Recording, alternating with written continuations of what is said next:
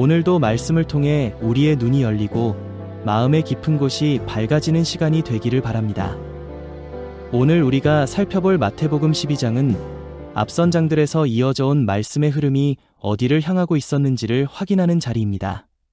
이 장은 단독으로 읽기보다는 6장부터 이어진 흐름 속에서 함께 볼 때 그 의미가 분명해집니다. 6장에서는 하늘의 원리, 곧 하나님 나라의 기준이 제시됩니다. 7장에서는 그 기준 앞에서 사람이 어떤 선택을 하고 무엇을 분별하는지가 드러납니다. 8장과 9장에서는 그 말씀이 이론에 머무르지 않고 실제 현장에서 어떻게 권세로 작동하는지가 나타납니다. 그리고 10장에 이르러 이 모든 흐름은 하나의 완성된 형태를 갖추게 됩니다. 말씀을 받은 자들이 다시 그 말씀을 들고 나아가는 장면, 곧 성막이 세워진 이후 그 안에 머물던 말씀이 밖으로 흘러나가는 구조가 완성됩니다. 이 완성 이후 11장에서 예수님은 사람들을 초대하십니다.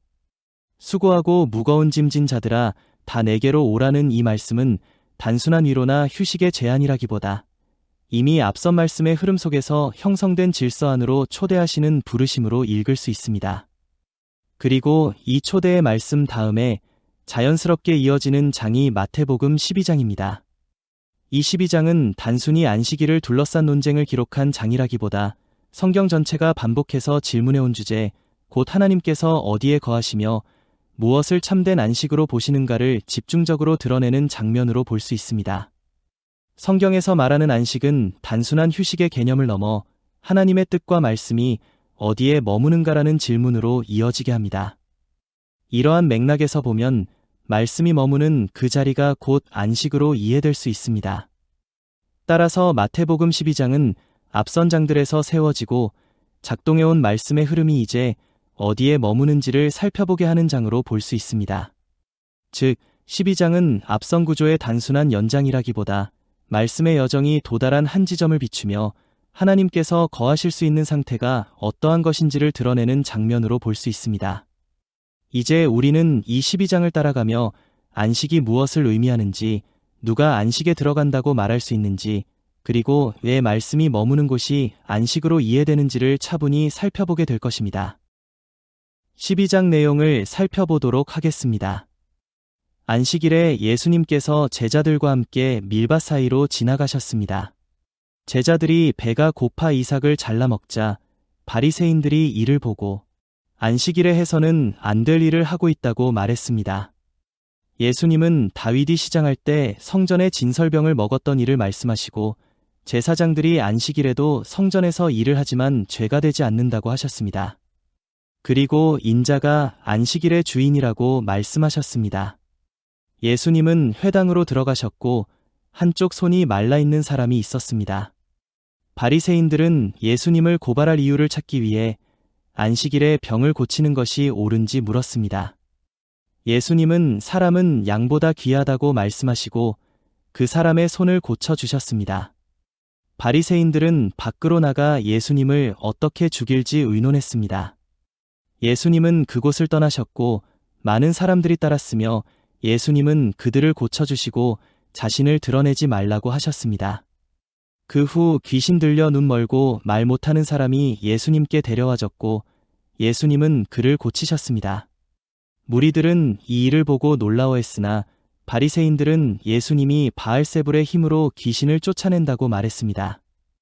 예수님은 스스로 분쟁하는 나라는 설 수 없다고 말씀하시며 하나님의 성령으로 행한 일이라면 하나님의 나라가 임한 것이라고 하셨습니다. 또한 자신과 함께 하지 않는 자는 반대하는 자라고 말씀하셨습니다. 서기관들과 바리새인들이 표적을 요구하자 예수님은 요나의 표적 외에는 보여줄 표적이 없다고 말씀하셨습니다. 그리고 니느의 사람들과 남방 여왕을 언급하셨습니다. 예수님은 더러운 귀신이 나갔다가 다시 돌아오는 비유를 말씀하셨고 그 사람의 나중 형편이 처음보다 더 악해질 수 있다고 하셨습니다. 예수님께서 말씀하고 계실 때 어머니와 형제들이 밖에서 예수님을 찾았습니다.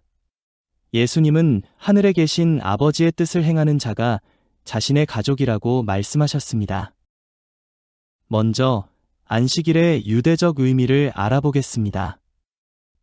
유대인들에게 안식일은 6일 동안의 창조 작업 후 하나님이 안식하셨던 7일을 기념하는 날이었습니다. 이 날은 일을 하지 않고 쉬는 날, 즉 하나님께 대한 경배와 휴식의 시간으로 규정되어 있었습니다. 하지만 바리새인들은 이 날에 엄격한 규율을 두고 무엇이 허용되고 무엇이 금지될지를 세세하게 정리하였습니다. 안식일을 지키는 것이 의롭게 여겨졌고 그 규율을 따르는 것이 하나님을 존경하는 방법으로 여겨졌습니다. 예수님의 가르침과 안식일 논쟁. 예수님은 안식일의 주인으로서 안식일이 사람을 위한 날임을 가르치십니다. 제자들이 이삭을 자르는 행동을 할 때 이 행위는 예수님이 그들에게 주신 복음의 씨앗을 전하는 것으로 진리와 구원의 메시지를 실천하는 행위라고 볼 수 있습니다. 즉, 제자들이 안식일에 한 일은 단순히 육적인 필요를 채우는 것이 아니라 영적인 사명을 수행하는 일이었던 것입니다. 여기서 한 가지 짚고 넘어가야 할 점이 있습니다. 바리새인들이 안식일을 지키려 했던 의도 자체가 나빴던 것은 아닙니다. 그들은 하나님을 부정한 사람들이 아니라 오히려 누구보다 율법을 중요하게 여겼던 사람들이었습니다. 문제는 안식일이 생명을 살리는 기준이 아니라 사람을 판단하는 기준으로 작동하기 시작했다는 데 있습니다. 안식일 규정은 본래 사람을 묶기 위한 법이 아니라 하나님의 뜻 안에서 사람을 살리고 회복시키기 위한 장치였습니다. 그러나 그 규정이 목적이 되어버리는 순간 안식일은 쉼의 날이 아니라 배제의 기준이 됩니다. 그래서 예수님은 안식일을 어겼느냐 지켰느냐의 논쟁으로 들어가지 않으십니다. 대신 기준 자체를 뒤집으십니다.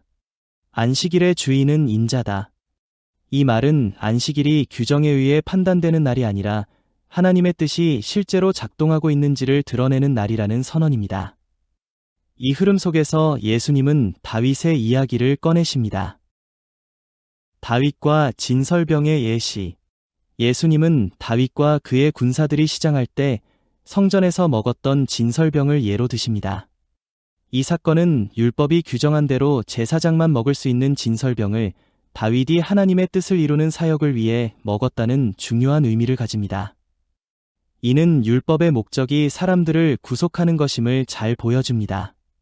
즉, 안식일의 규정도 하나님과 사람 사이의 관계를 회복하는 목적이기 때문에 그 의미를 제대로 이해하지 않으면 규율에 얽매이게 된다는 교훈을 주는 것입니다. 제사장과 안식일의 관계.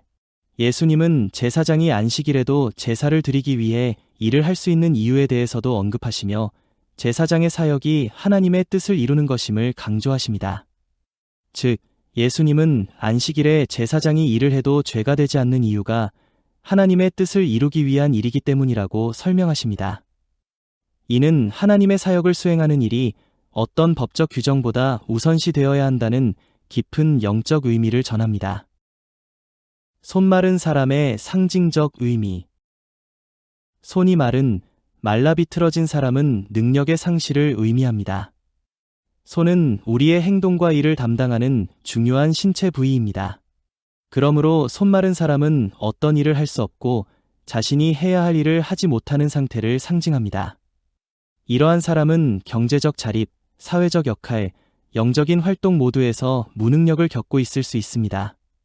영적으로 보면 손이 마른 사람은 하나님과의 관계를 맺는 일에 있어서 무능력한 상태, 하나님의 뜻을 행할 수 없는 상태를 나타낼 수 있습니다. 즉, 하나님의 뜻을 행하는 능력, 믿음의 열매를 맺는 능력이 결핍된 상태를 상징합니다. 이 고침은 영적 회복을 의미하고 하나님이 주시는 사명을 수행할 수 있게 된다는 점에서 중요한 의미를 갖습니다. 손 마른 사람의 회복은 단순한 신체적 회복에 그치지 않고 영적인 회복과 하나님과의 관계 회복을 암시합니다. 손 마른 사람의 치유 이후 본문의 분위기는 분명히 달라집니다. 이전까지의 논쟁이 이게 가능하냐의 문제였다면 이제는 이 능력의 출처가 어디냐의 문제로 옮겨갑니다. 손 마른 사람의 회복은 단순한 기적 사건이 아닙니다. 이것은 말씀이 실제로 사람 안에서 작동하기 시작했다는 증거입니다. 더 이상 바리새인들은 이 사건을 없던 일로 만들 수 없습니다. 분명히 회복이 일어났고 변화가 드러났기 때문입니다. 그래서 그들은 사건 자체를 부정하는 대신 그 출처를 왜곡하는 선택을 합니다. 저 능력은 하나님께로부터 온 것이 아니라 귀신의 왕 바알세불을 힘입은 것이다. 이 시점부터 문제는 무지의 문제가 아닙니다. 이미 보고도 이미 알고도 그 의미를 인정하지 않기로 선택한 상태입니다. 그래서 예수님의 대응 역시 더 이상 기적을 보여주는 방식이 아니라 그들의 말과 논리를 드러내는 방식으로 이어집니다. 예수님과 바알세불. 이 본문은 예수님의 사역을 어떻게 해석하느냐를 두고 말씀을 보는 눈과 보지 못하는 눈이 분명하게 갈리는 장면입니다. 본문에서 바리새인들은 예수님이 귀신 들린 자를 고치신 사건을 두고 그 능력이 하나님께로부터 온 것이 아니라 귀신의 왕 바알세불을 힘입은 것이라고 말합니다. 이 장면은 단순한 모욕이나 오해가 아닙니다. 그들은 예수님의 사역을 하나님의 역사로 인정하지 않기 위해 의도적으로 그 출처를 왜곡하고 있습니다. 이에 대해 예수님은 먼저 논리적으로 반문하십니다. 사단이 사단을 쫓아낸다면 그 나라가 어떻게 서겠느냐. 이는 단순한 비유가 아니라 그들의 말 자체가 스스로를 무너뜨리는 주장임을 드러내는 말씀입니다. 이어 예수님은 더 깊은 지점을 짚으십니다. 만일 내가 하나님의 성령을 힘입어 귀신을 쫓아내는 것이라면 하나님의 나라가 이미 너희에게 임한 것이다. 여기서 핵심은 능력의 크기가 아니라 하나님의 나라가 이미 임했다는 선언입니다. 즉, 예수님의 사역은 앞으로 올 어떤 기적을 예고하는 행위가 아니라 말씀 자체가 사람 안에서 작동하고 있다는 증거입니다. 귀신이 쫓겨나는 사건은 하나님의 나라가 시작되었음을 보여주는 표지입니다. 예수님은 이어 강한 자를 결박하지 않고는 그 집을 늑탈할 수 없다는 비유를 드십니다. 이 말씀은 사단과의 힘겨루기를 말하는 것이 아니라 사람 안에 자리 잡고 있던 기존의 주인이 말씀으로 인해 무너지는 구조를 설명하는 장면입니다.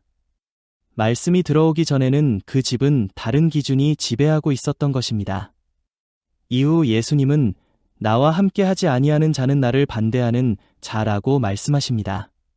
이는 중립의 문제를 말하는 것이 아닙니다.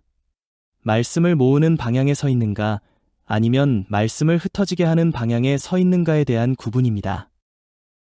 그리고 가장 무거운 말씀으로 이어집니다. 성령을 회방하는 죄에 대한 경고입니다.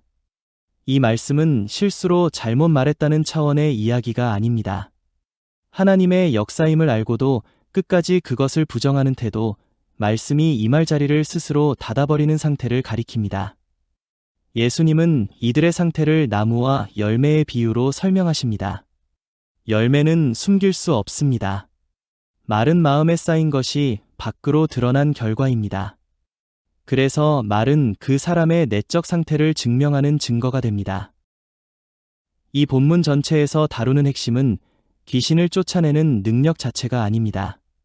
하나님의 나라가 임했을 때 그 사실을 인정하는가 거부하는가의 문제입니다. 같은 사건을 보고도 어떤 이는 하나님의 나라를 인식하고 어떤 이는 끝내 바알세불을 말합니다. 차이는 사건이 아니라 말씀을 받아들이는 마음의 방향에 있습니다. 이제 논쟁은 한 단계 더 깊어집니다. 바리새인들과 서기관들은 예수님께 표적을 보여 달라고 요구합니다. 이미 많은 일들이 일어났음에도 불구하고 그들은 그것을 증거로 인정하지 않고 새로운 기준을 요구합니다. 이 장면에서 중요한 것은 그들이 아무것도 보지 못했기 때문이 아니라 이미 충분히 보았음에도 불구하고 믿지 않기로 선택했다는 점입니다. 그래서 예수님은 그들을 악하고 음란한 세대라고 규정하십니다. 이는 도덕적 비난이 아니라 말씀의 증거를 눈앞에 두고도 끝내 하나님의 뜻을 분별하지 못하는 상태에 대한 진단입니다. 그리고 예수님은 분명히 선을 긋습니다. 이 세대에게는 요나의 표적 외에는 보여줄 표적이 없다고 말씀하십니다. 요나의 표적은 눈앞에서 즉시 증명되는 기적이 아닙니다. 시간이 지나야만 의미가 드러나는 표적이며 말씀의 성취가 과정 전체를 통해 증명되는 사건입니다. 요나가 물고기 뱃속에 있었던 시간처럼 예수님의 사역 역시 당장은 이해되지 않지만 이후에야 비로소 그 의미가 드러나게 될 것을 가리킵니다. 예수님은 여기서 지금 당장 믿을 수 있게 해주는 증거가 아니라 지나간 후에 판단하게 될 증거를 말씀하신 이유는 이미 보고도 믿지 않는 자들에게 더 많은 표적은 의미가 없기 때문입니다. 이어서 예수님은 이방의 예를 들어 말씀하십니다. 니느의 사람들과 남방 여왕이 언급됩니다. 그들은 완전한 계시를 가진 자들이 아니었지만 주어진 말씀에 반응했고 그 반응 자체가 이 세대를 심판하는 기준이 됩니다. 여기서 드러나는 구조는 분명합니다. 문제는 말씀의 양이 아니라 말씀을 대하는 태도입니다. 적은 비대도 반응한 자들과 큰 빛 앞에서도 고개를 돌린 자들이 대비됩니다. 예수님은 이어서 더러운 귀신이 나갔다가 다시 돌아오는 비유를 말씀하십니다. 이 비유는 단순한 윤리적 교훈이 아니라 예수님의 계시 말씀을 한번 듣고도 안식에 이르지 못한 상태의 위험성을 드러냅니다. 여기서 귀신이 나갔다는 것은 예수님의 계시 말씀을 듣고 그 말씀이 옳다는 사실을 한때 인정했던 상태를 의미합니다. 이는 말씀을 전혀 알지 못했던 무지의 상태가 아니라 말씀을 이해했고 그 의미를 인식하고 있었던 단계입니다. 그러나 그 말씀이 거처가 되어 머무는 안식으로 이어지지 못하고 다시 이전의 기준과 판단으로 돌아가게 되면 그 상태는 단순히 원래로 되돌아가는 것이 아닙니다. 말씀을 한번 경험한 이후의 거부는 무지에서 비롯된 거부가 아니라 알고도 외면하고 분별하면서 대적하는 상태로 전환되기 때문입니다. 그래서 예수님은 그 집이 비고 청소되고 수리되었다고 말씀하십니다. 겉으로는 정리된 것처럼 보이지만 말씀이 주인이 되지 못한 상태이기에 그 자리는 오히려 더 악한 것들이 거할 수 있는 공간이 됩니다. 7 귀신이 다시 들어와 더 악해지는 이유는 말씀을 몰랐기 때문이 아니라 이제 그들은 이전보다 말씀을 더 왜곡하고 판단하며 대적할 수 있는 상태가 됩니다. 따라서 이 비유는 안식은 단순히 비워두거나 정리된 상태를 의미하지 않으며 말씀이 머무는 상태를 말합니다. 말씀 없이 정리된 상태는 결코 안식이 아니며 오히려 이전보다 더 위험한 상태로 이어질 수 있음을 경고합니다. 여기서 예수님이 경고하시는 핵심은 분명합니다. 안식은 단순히 문제가 제거된 상태가 아니라는 점입니다. 귀신이 나갔다는 것은 이전의 문제가 해결된 것처럼 보이지만 말씀이 그 자리의 주인으로 머물지 않으면 그 상태는 결코 안식이 아니며 오히려 더 위험한 상태가 됩니다. 왜냐하면 이제 그 사람은 말씀을 한번 경험했고 그 의미를 알고도 거부할 수 있는 상태가 되었기 때문입니다.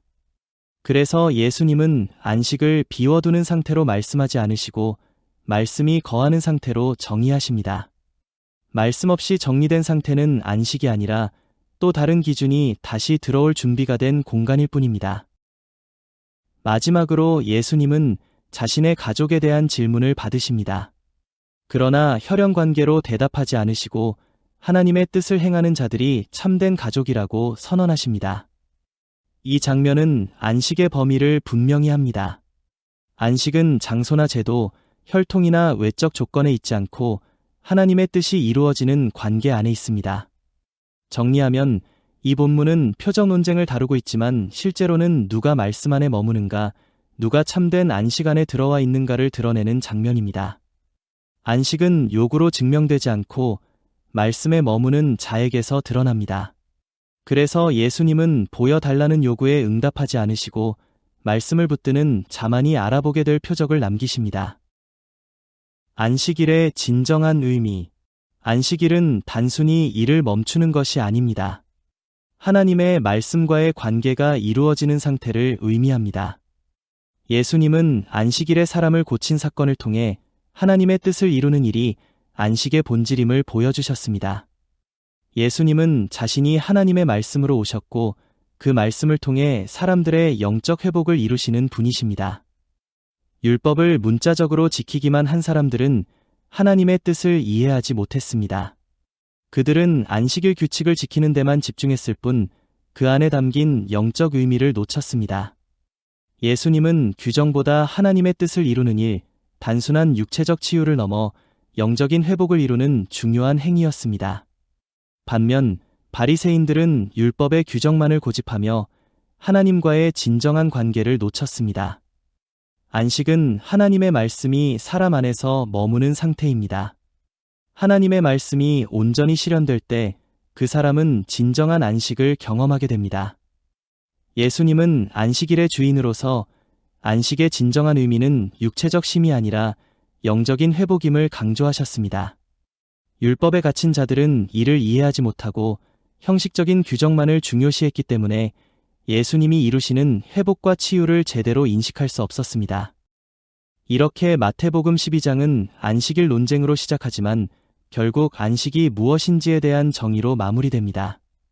안식은 하루를 멈추는 규정이 아니라 하나님의 말씀이 사람 안에 머무는 상태입니다.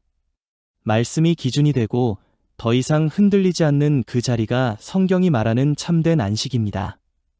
이 장에서 예수님은 누가 안식을 지키는지를 묻지 않으십니다. 누가 안식 안에 머무는지를 드러내십니다. 같은 사건을 보고도 어떤 이는 하나님의 나라를 보았고 어떤 이는 끝까지 거부했습니다. 차이는 사건이 아니라 말씀을 받아들이는 마음의 방향이었습니다. 그래서 12장은 설명으로 끝나지 않습니다.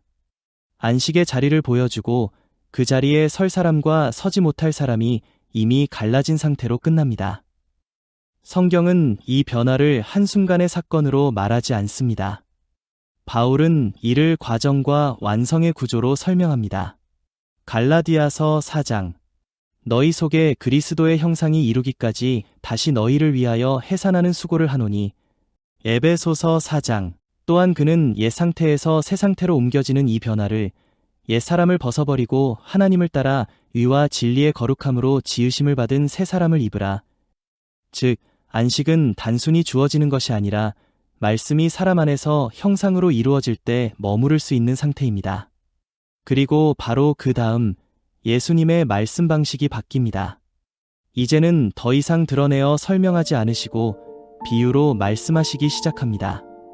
비유는 더 많은 사람을 이해시키기 위한 말이 아니라 이미 드러난 이 차이를 따라 말씀이 머무를 자와 머무르지 못할 자를 가르는 방식입니다. 안식이 무엇인지가 충분히 드러난 이후 이제 그 안식에 누가 머무르게 되는지가 말씀을 통해 가려지기 시작합니다. 다음 시간에는 이 안식의 기준 위에서 주어지는 마태복음 13장의 비유들을 살펴보게 될 것입니다.